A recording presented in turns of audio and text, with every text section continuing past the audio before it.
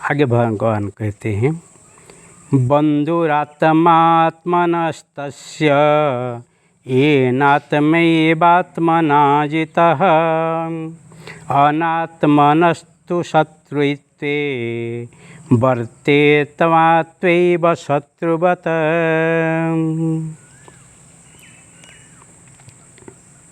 बहुत सुंदर बात है।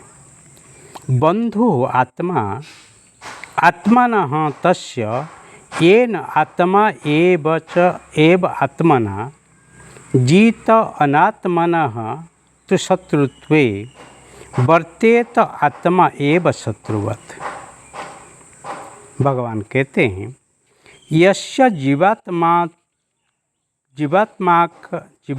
का तो आत्मा आप ही मित्र है, जिस जीवात्मा द्वारा मन और इंद्रिय सहित शरीर जीता हुआ है और जिसके द्वारा मन और इंद्रियों सहित शरीर नहीं जीता गया है, उसका वह आप ही शत्रु के सदृश शत्रुता में वर्तता है।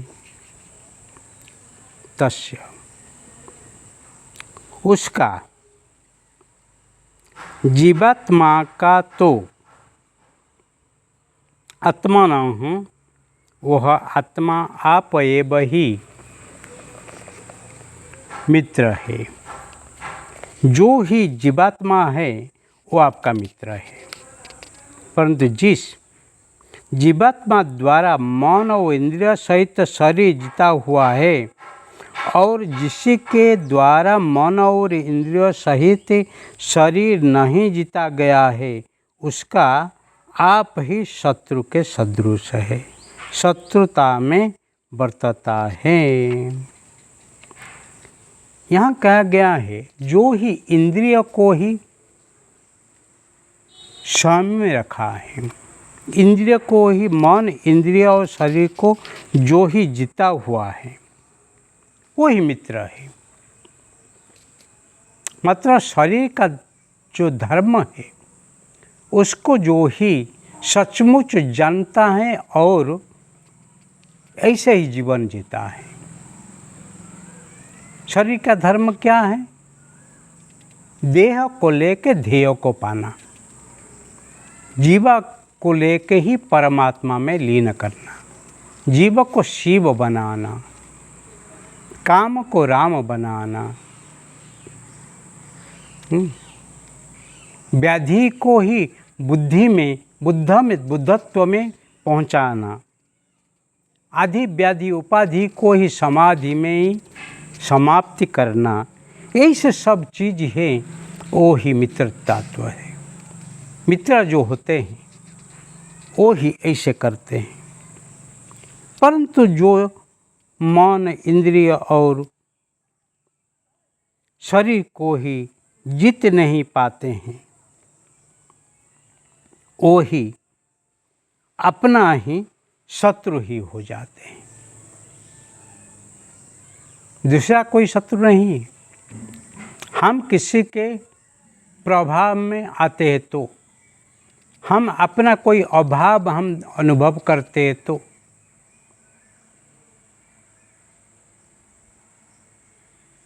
हम दूसरे के प्रभाव में आते हैं।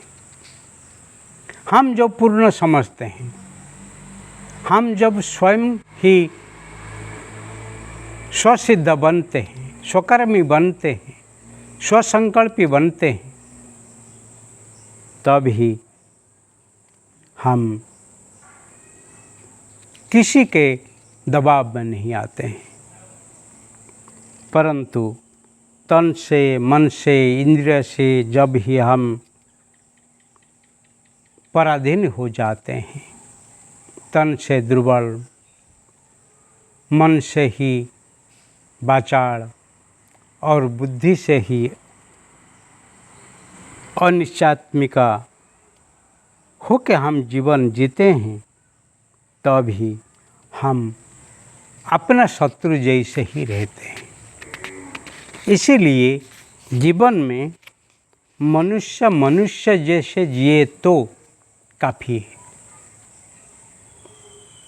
पर जो मनुष्य मनुष्य जैसे नहीं जीते हैं, अपने स्वभाव, अपने स्वधर्म, अपने आत्माबल कोई अनुभव नहीं करते हैं, सबल नहीं होते हैं, वो ही दुर्बल है। दुर्बल को सब बलि चढ़ाते हैं, सबल कोई नहीं। कुकुड़ा को, बकरी को लोग बलि चढ़ाते हैं, मानता रखते हैं, भगवान के नाम पर उसको मार के ही बलि चढ़ा के मांस खाते हैं। परंतु अभी तक कोई सुना है कोई शेर को, सिंह को कोई बलि चढ़ाए? नहीं, क्योंकि वो शक्तिशाली है, वो स्वाभिमानी है, आत्ममर्यादा को रह के वो जीते हैं। इसीलिए वो जगदम्बा की वाहन बन के ही चलते हैं, वो संयमी हो के ही जीवन जीते हैं। इसीलिए जीवन में जो स्वाभिमानी होते हैं, जो आत्मा गौरव लेके जीवन जीते हैं, वो कभी किसी के नीचे ही नहीं आते हैं। वो निश्चित ही वो जीवन में ही अपने मित्र होके जीवन जीते हैं, क्योंकि उनका शरीर, उनका इंद्रिय, उनका मन के ऊपर अंकुश है। पंचभूत से बना हुआ शरीर, वो पंचभूत में ही वापस जाना, लीन हो जाना, पंचीकृत होना, विघटित होना, वो ही प्रपंचत्व है। मन के तत्व से ही मन में ही लीन हो जाना। इसीलिए जो पिंड है वही ब्रह्मांड है, उसमें कोई फर्क नहीं है। देह से ही हम कोई ब्रह्मांड से, माया से कोई भिन्न नहीं है, परंतु आत्मा से, जीवन शक्ति से आमी भिन्न है। धर्मम तेषाम् अधिक विशेषः धर्मेण हीना पशु ही समान। धर्म जो विचार शक्ति, जो रचना शक्ति, उसी को लेके हम ही अपने जीवन का कल्याण करना चाहिए। और जो ही जीवन का कल्याण करते हैं वो कभी ही अधोगति में नहीं जाते हैं, और जो नहीं कर पाते हैं माया में अटके जाते हैं, लटके जाते हैं, भटके जाते हैं, उनके लिए कोई दुर्गति से मुक्त करने की रास्ता नहीं रह जाता है। इसीलिए जीवन में स्वाभिमानी बनो, संयमी बनो, और अपने का ही आप ही खुद